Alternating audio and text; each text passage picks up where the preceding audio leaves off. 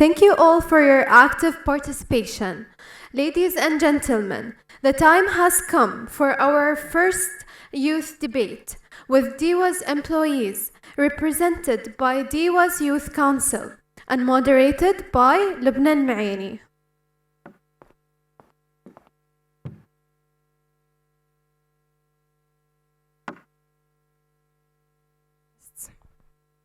Dear guests and fellow colleagues, in 2015, world leaders adopted the 2030 Agenda for Sustainable Development, which is believed to be a breakthrough global agreement where world nations pledge to create a better future for the planet and for humankind.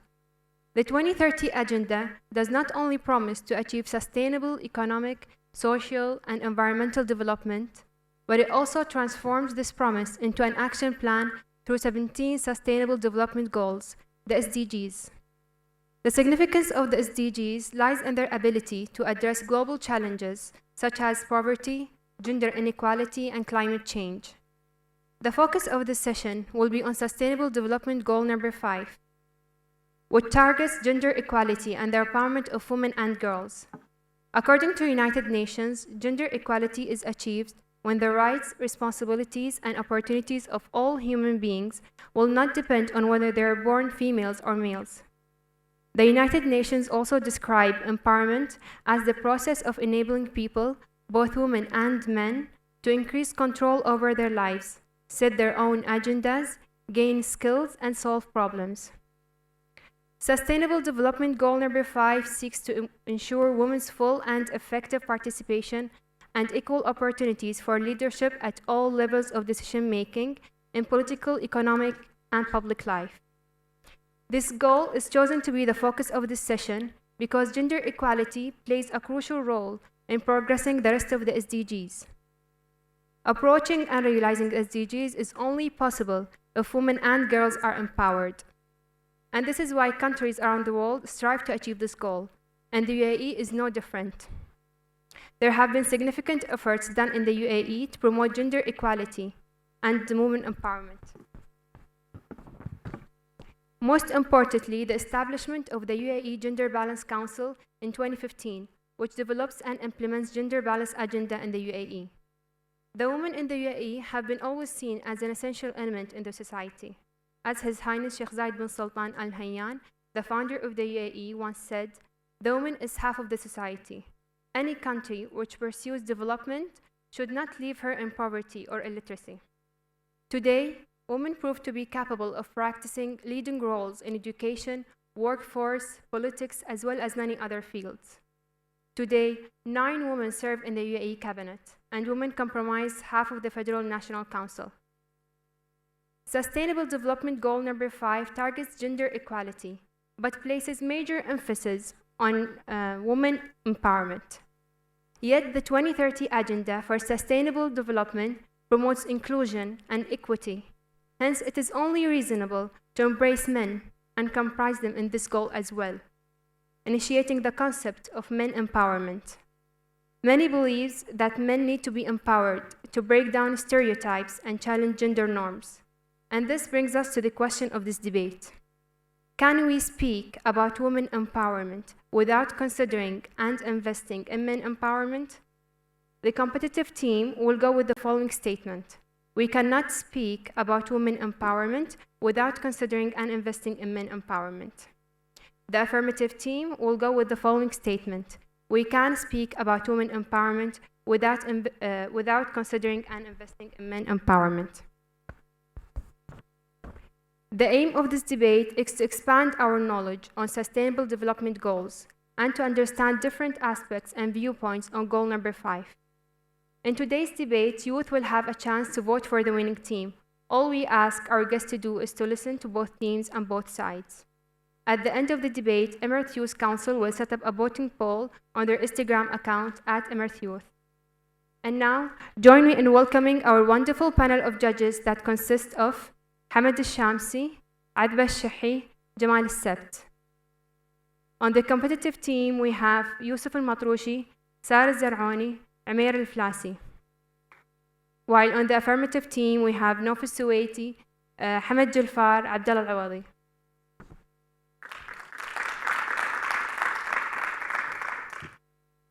I now give the floor to the competitive team to begin the debate with their introduction for no longer than 5 minutes.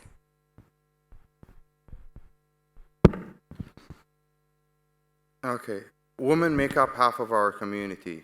Women actually comprise 49.6% of the world population as of 2018, stated by the World Bank. In the past, women are oppressed. They were treated like objects. The first women gathering for women movement started in the US in July 1848, as stated by History at Archives, United States of House of Representatives.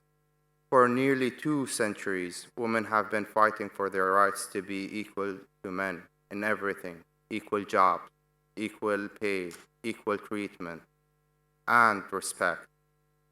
There has been a lot of changes since then.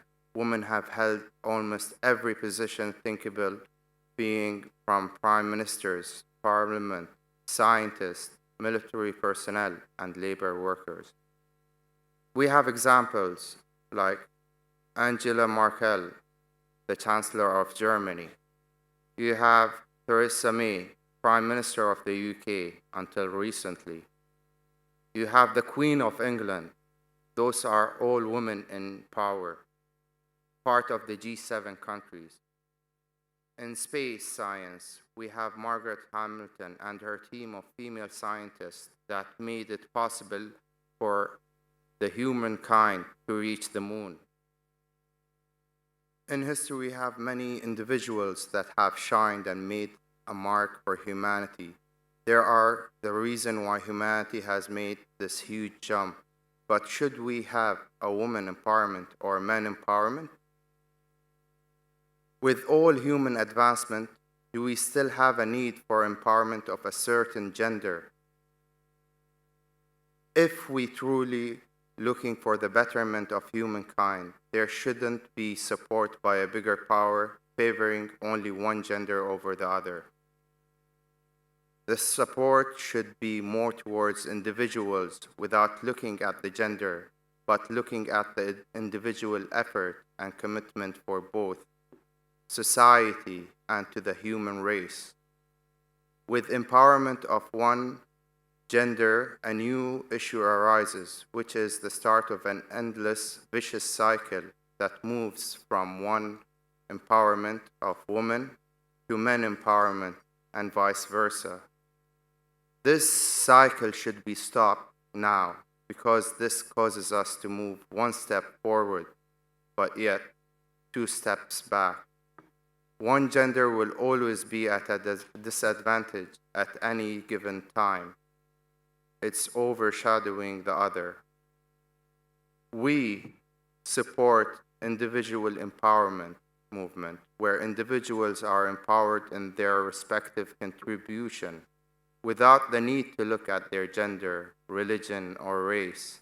With this in mind, you abolish the old way of thinking, and this helps humanity enter a new phase where both genders work together, contribute to the advancement of the human race, where individuals are awarded on their contributions irrespective of their gender or race. Okay, hi again. I'm just recalling this. Let's go to the past. Let's go to the history. If future is our destination and we're looking for a brighter future, the past should provide us with information that states our current location. In the past, as we all know, women in all aspects in life, politically, academically, socially, even economically, was suppressed. In the ancient time, in the European, Middle Eastern, African, we had in the Roman time, in the Greece time, women didn't even right, as in she couldn't even own a property. She didn't have the right to even indirectly vote or participate in a political system. Let's talk about the Middle Eastern and the African times. Woman barely left her house, property. In the meantime, no. So, however, talking about the present, we have been progressed, women have been progressed throughout the years, but we still equality due to the high suppression that happened in history. We believe that there should be women empowerment without considering men empowerment, as we are still living in a man's world without completely having equal rights. Almost 750 million girls around the world alive today were married before the age of 18. 49 countries around the world lack laws protecting women from domestic violence. Women do 2.6 more times unpaid domestic work than men do. So imagine a world where half of the population is not allowed to have a life. They're being oppressed, discriminated against. So investing in women is not the right thing to do. It's not only the right thing to do, it's the smart thing to do, said Secretary General of the United Nations. So what are the advantages of women empowerment? Why is it the right thing to do? Why is it the smart thing to do? It increases in school enrollment, graduation rates, increases income generation, opportunities, and equal pay. Empowering women in the economy and closing gender gaps is a key to achieve the 2030 Agenda for Sustainable Development, specifically goal number 5, gender equality. Okay, so I'll add a couple of points that will show how the world was always men-dominated. So the first woman to get a university degree was back in the 17th century, while women got the right to vote only by the 19th century. What does that show? That this world was always men-dominated. Let's take a recent example. For example, we're talking about Fortune 500 companies, CEOs. The first CEO, the first female CEO was appointed in 1972.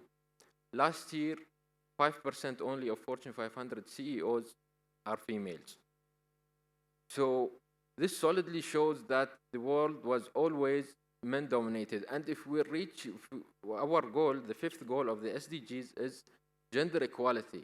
If we want to reach to equality, how would empowering both genders would get us the equilibrium? So as it's proved that men were always dominated. So how would that be possible if we empower both genders? We will never reach to equilibrium. The competitive team is looking for empowering both genders. And we do understand that women are already empowered. Besides, we have seen remarkable changes in empowerment of women throughout history, in many roles, in the political roles, in pursuing her career, in leadership, in education. Let me give you some statistics about first females in history. In 1903, first woman to win Nobel Prize for Physics. In 1916, first woman to be elected in Congress. In 1933, first woman to serve in the cabinet. 1980, first woman to be elected. Sorry to interrupt the affirmative team, but your time is up. Yeah. Now it's time for the competitive team for their first response. You have 3 minutes. Okay. History shows that society give privileges to men for just being men. However, with this day and age, that isn't the case. My colleagues on the opposing team give dates that go back centuries. 1972, that was the earliest date they gave. Women have shown their capabilities and strengths in many fields that are not orthodox in this day and age. For example, military sergeants, police officers, judges, and so much more. After all years of proving that women can do anything, the ultimate goal is equality. As defined by the Council of Europe, gender equality means equal visibility, empowerment, responsibility, and participation of women and men in all spheres of public and private life. Thus, to reach real gender equality, we should not push or prefer one gender over the other. If we have a vacancy at work, for example, we shouldn't label the position based on gender. What if a woman applying for the job are much more experienced than the men, have more knowledge than the male candidates? Does that mean that we reject one potential spot for a man that cannot reach the same results as the woman? Doesn't that mean or demean the whole purpose of equality? To be taken seriously in the society and meet our rights, as women, we should not look at gender, rather than a spot that must be filled. let the best person get it. We should focus on skills and capabilities rather than gender. Thank you. I now give the floor for the affirmative team for their first response. You have 3 minutes. Okay, she was talking about equity is not equality, which is العدالة ليست المساواة بالعربي. Okay, if you're talking in this term, then we'll take this debate into many other paths. We're taking this debate into equality in career pursuit. We're taking this debate in equality in responsibilities. We have to take into account many other factors such as cultures, norms, how we live. So our main topic and our standpoint of view of this debate is about gender equality in a global perspective. That's what we are talking about. We were talking about the past, but when we're talking about gender equality in the present, we're talking around the world. We're not talking about a specific country, a specific place. We have like developed countries and undeveloped countries. So there are a lot of statistics that still prove nowadays women don't have all of their rights. It's not equal rights. We have like 62 million girls are denied education all over the world. That's not in the prevent their working. Do you feel like this is a First appointed female CEO. Thank you. to continue? We were talking about this, about how it was and how it is. So it was the first one appointed was the date that Hamad stated, but now only 5% from the companies, the Fortune 500 companies, are CEOs. Is 5% in the duration of 45 years like an equal thing, or? We're not generalizing, we're just using it as an example. Yeah. Now give the floor to the competitive team for their second response. You have 3 minutes. From our point of view, we think shift from embracing way. We set standards and expectation for men and women, where women are always treated as fragile and men are always very firm, where girls cannot express freely that they are mad. But on the other side, boys cannot cry, provide as a man. Men in general are thought of providing. This idea, since they, while women take care of children, to reach gender equality, we have to get rid of the gender stereotyping that the society has both of genders. We have to treat them equally from a young age, raising kids with the ambitions they have. And about the countries you were talking about that don't have women's rights. It's not only women's rights they don't have human rights at all. They don't care if you're a man or a woman.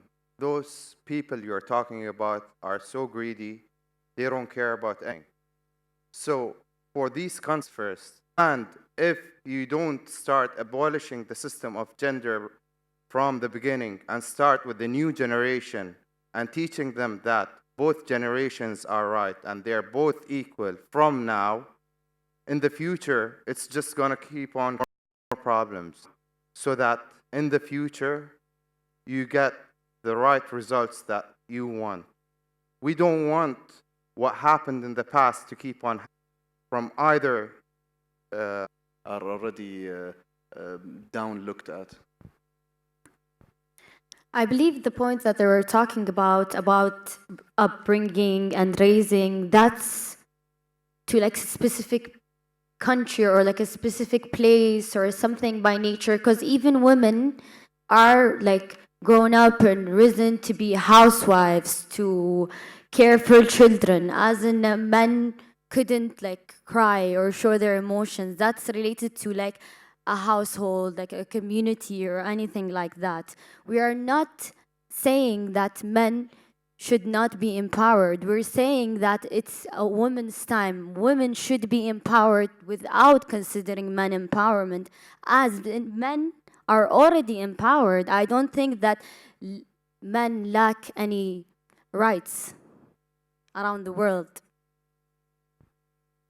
Okay, so you said that you need to raise children from the beginning that they're equal. But how can you start from scratch? How can you not refer to the past? You cannot eliminate the mindset of everyone and start from scratch. So currently, men stand here and women stand here. So we need to reach to equilibrium, then we could increase and empower equally. But right now we cannot empower equally. Men are already empowered. Men are already dominating the world. Thank you. I now leave the floor to the panel of judges to ask questions to both teams for 15 minutes.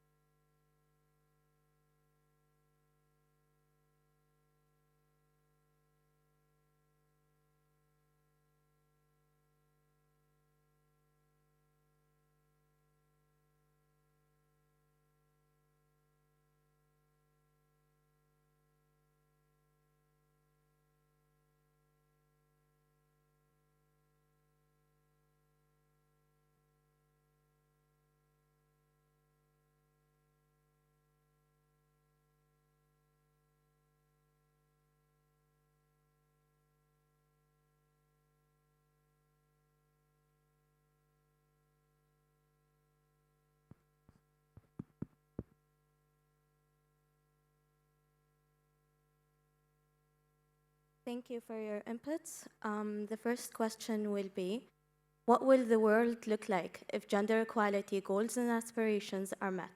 Will mainstreaming equality create a more harmonious society, increase economic growth, as the affirmative team mentioned earlier, and what would the impact be? Affirmative team, please respond. Oh, again? Okay. What will the world look like if gender equality goals and aspirations are met? Meaning that if we mainstream equality, will that create a more harmonious society? And will that increase economic growth? Because you claimed earlier and you gave different facts and statistics that if we continue to empower women, that we would reach a higher economic growth. So what would the impact be? Do you see that world? The question is addressed for both. Affirmative. For example, if we say more women work around the world, the economy will grow. So that will help an economy in one way. And if we give education to the 62 million girls around the world that are denied education, what would that do? That will help on a wide range. And that's on a social level. If we're going to talk about economy, so 2.7 billion women are legally restricted from having the same choice as job as men.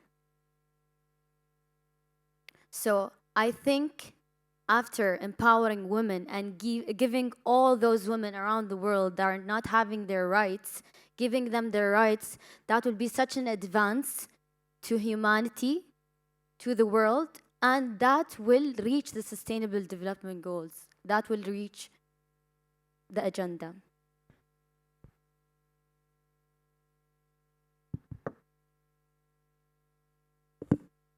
Okay, let's say we give a job to a certain gender, whoever it is, but they don't deserve it, just because it's a certain gender. What would happen? What would happen is they wouldn't give the right results that is needed. and that would reduce either economical-wise or social-wise. But let's say we give it to the right person, whatever the gender is. Doesn't matter if it's male or female. That would increase. And just forgetting about gender would put humankind into the mindset of thinking of moving towards the future, moving together in harmony to help achieve that next level in humanity. But concentrating on just keeping with one gender is just something in the back of your head, and it's just taking your brain away from the most important thing. We're talking globally. We're talking us as a community. The whole human race is a community by itself, and we have to work together to reach the next level. The Economic Forum also states that if the gap between women and men were less, the whole society would be much happier and more prosperous. What does that say? No gap, not one leading the other. Right now, that's true. Men are in an advantage. We all agree that. But the question is, should we support only women or whole mankind? We want to support everyone. We want the no gap. No gap means no discrimination. We just want equality.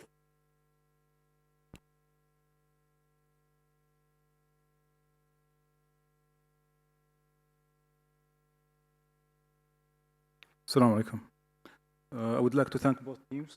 You've done a great job debating the topic. I know it's a confusing topic, but let me put this question for both teams.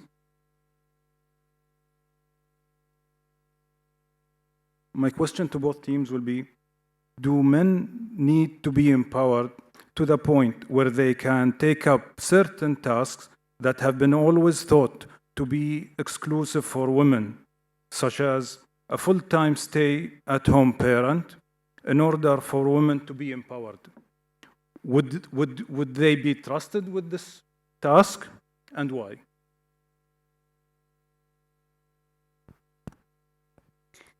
As your question states, what we think is that what we're asking now is for women empowerment.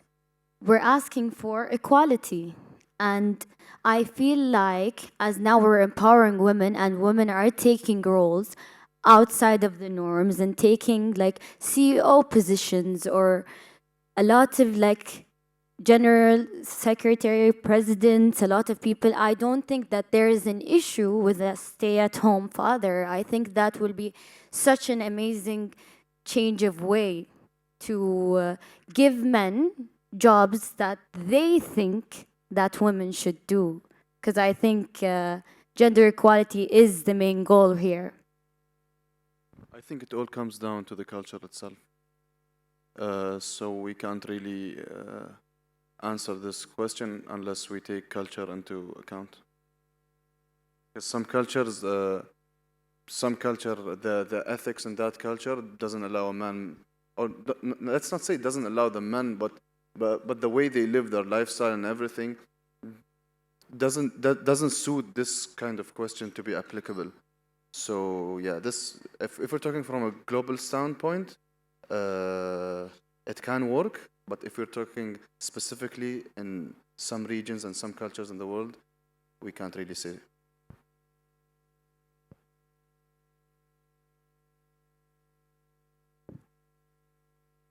Okay, thank you for the affirmative team for kind of helping us with this question. Like you guys said, the advantage is that women now in this day and age, we've accomplished a lot. We have jobs that are not orthodox, jobs that are not the norm. But still in this society in general, not in a certain country, not for a certain culture in general, if a man has certain jobs, they're found not manly enough. For example, poets or nurses. right? They're respected, but they're not treated as manly. Why is that? Because we don't even have equality. If we bring up the next generation with this mindset of equality and not diminishing one rather than the other, we can have true equality. Imagine telling your kid, you can be whatever you want. Just dream of it, and you can be that. Just try for it, and you can reach that. You can reach the stars. So, in that respect, I think both should be empowered to reach whatever they want, even if it's a woman's job, which it shouldn't be called that anymore. It should be dreams, and that's how it should be.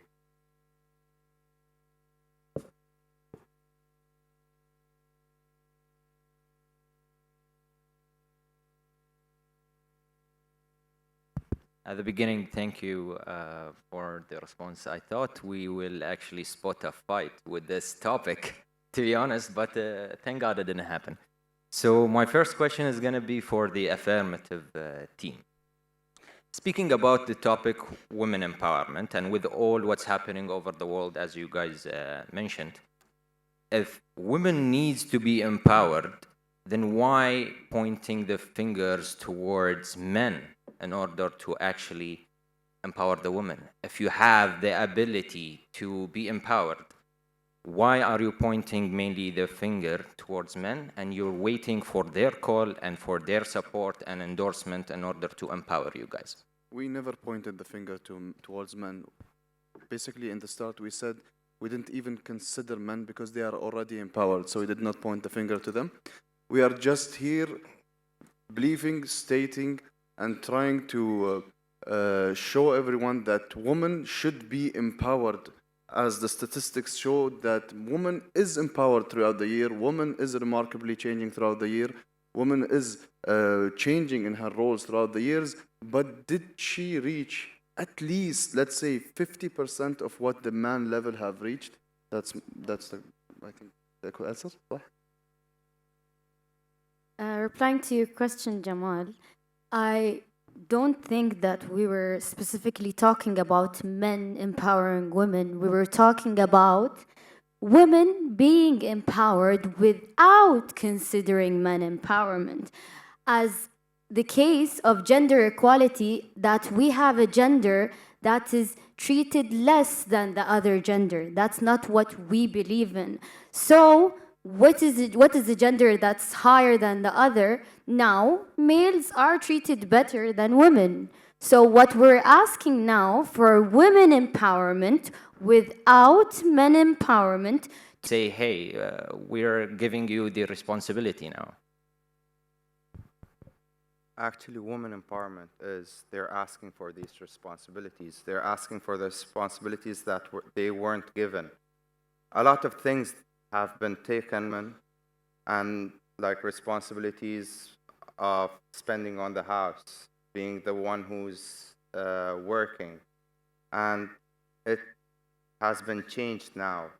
So even with statistics that the other team has been talking about, okay, all statistics are depending on a point of view to reach a certain answer. That's why there are statistics for that. There aren't any statistics equal. So I think that we should support each other and not discriminate with them.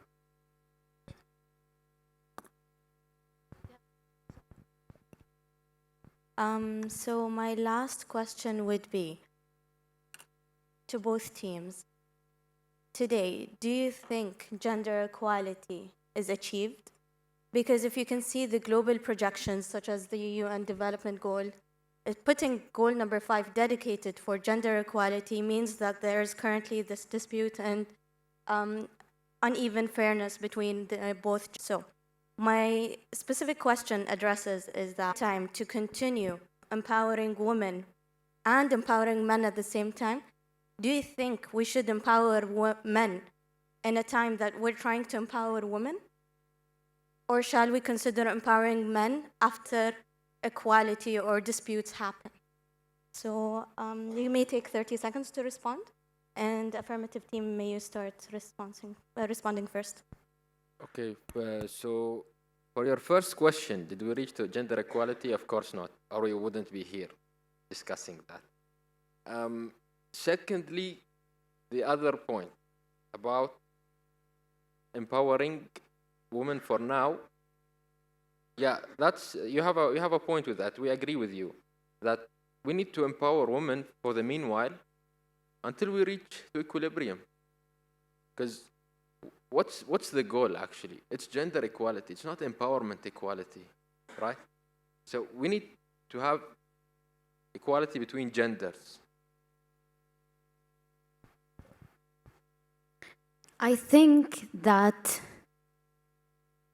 focusing on one gender over the other is not the point here. The point is gender equality, and we're talking about how women are still not there. And I feel like half of the room agrees, even our competitive team, from what they said, that women still don't have the rights that men do, and men are more empowered than men. So the question is, are we trying to empower one gender over the other, or are we just trying to help raise the other gender to be in an equal state with the other, so we don't need to empower one gender over the other? We're just raising women to where they should be equals.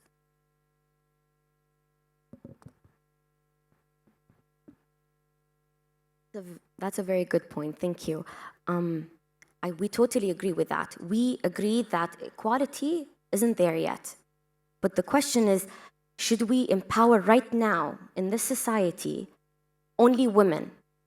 Now, throughout the years, there's been changes. Just from the last year, there is changes, and the changes are vast. Now, we haven't reached equality yet, but do we really need to reach that equality to empower later both? Why don't we just empower both from now and we reach equality as we go? Why don't we start with the Sustainable Development Goals from now? Why only women? I'm a woman and I agree that the difference is there, but why do it alone? Let women and men work side by side together to reach the sustainability goal.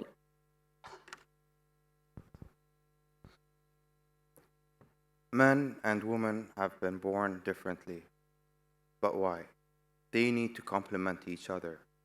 They need to work hand in hand with each other. And that's how the human race is going to need to reach the next level.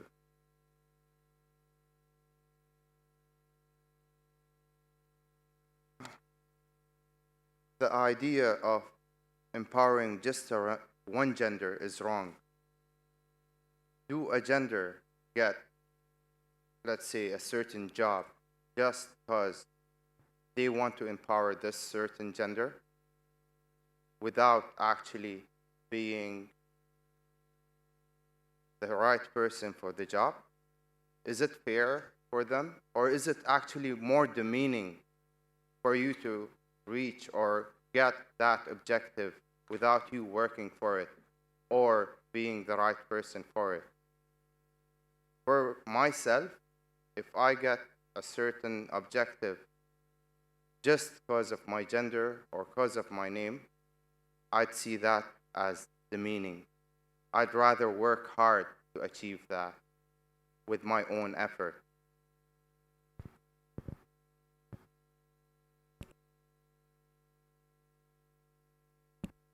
I now give the floor to the competitive team to wrap up their final argument.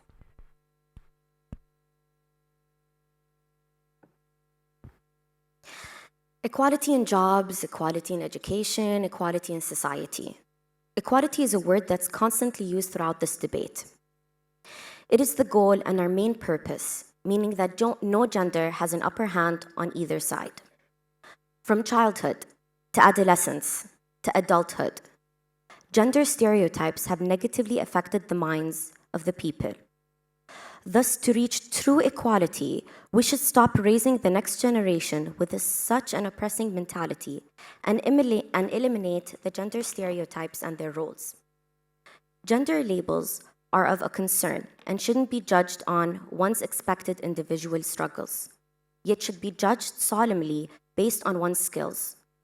A gender guilt trip mustn't be taken advantage when both genders are on the same boat or position. The only way women empowerment will genuinely succeed is by having men and women working hand in hand on behalf of mankind. Men and women are biologically different, which is a very well-known fact. However, this does not mean that they're not equal and don't have the same rights.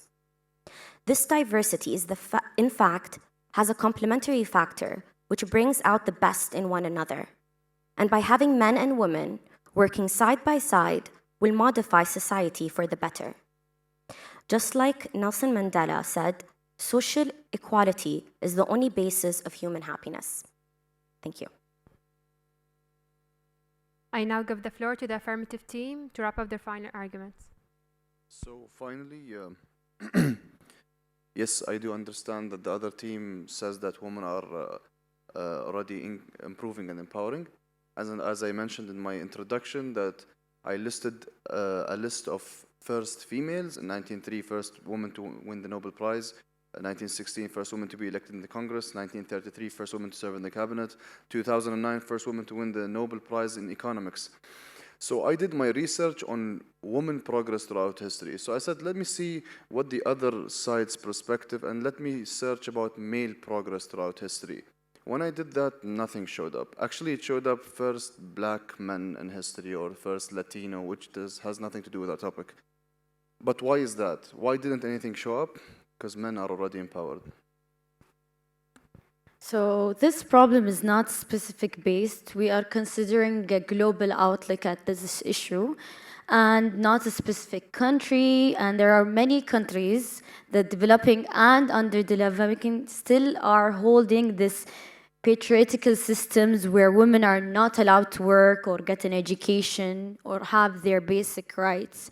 So we're talking about a global outlook, and I really think that to gain gender equality as fast as possible, we have to put our energy and direct it towards women empowerment, because we're not trying to provide women with the rights they should have, but we're trying to recover from the thousands of years of history that oppressed women.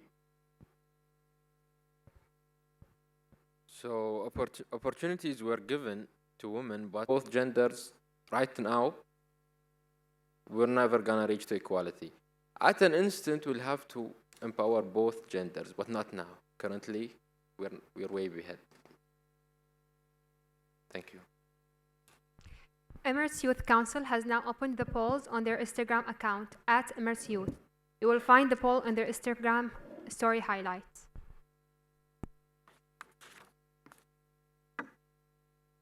Five minutes to vote.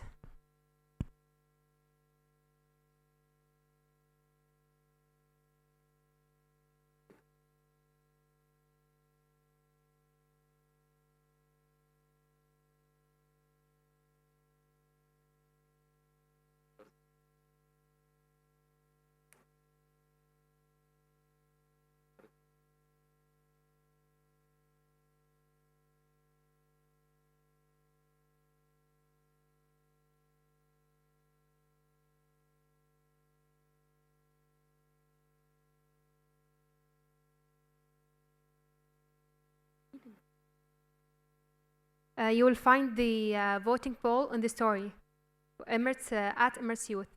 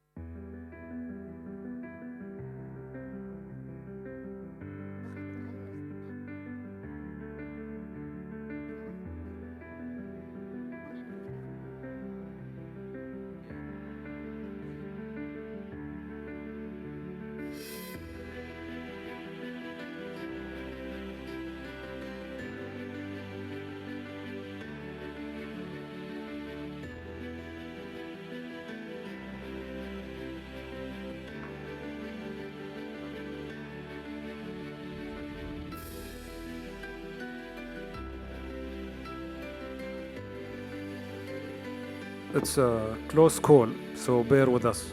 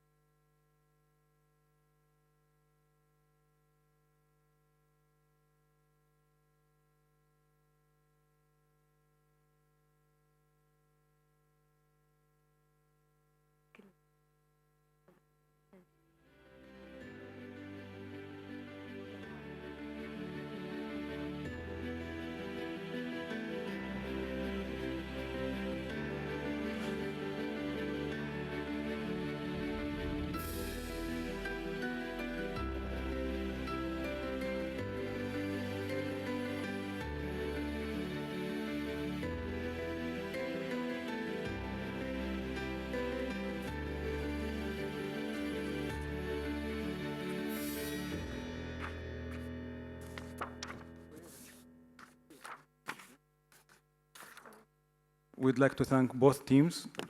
Again, you've done a great job. It was a close call, really close call. But we'd like to congratulate the affirmative team.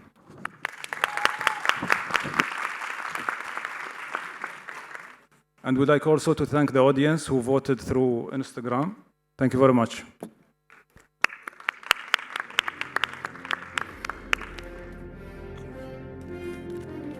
We would like to congratulate the affirmative team on winning and the competitive team on their efforts. And now I invite both teams to take a group picture with the panel of judges and DY Youth Council.